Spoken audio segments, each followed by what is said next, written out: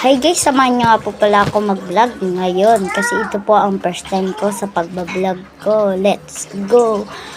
Mag-follow lang po kayo, tumutok po kayo sa akin vlog at mag-like po din kayo. So, simulan na natin. Tara, nandito nga po pala tayo sa bahay.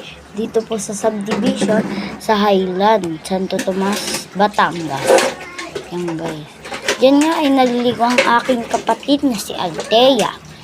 Kasi ang init ng panahon. Yan guys. At dito naman po si Kiara. Naiinggit po siya maligo. Pero mamaya pa po siya maliligo. Panay tingin lang po sa kanyang tita na si Althea. Opo, tita niya yun. Yan guys, oh. Nakatingin po siya sa tita niya habang naliligo.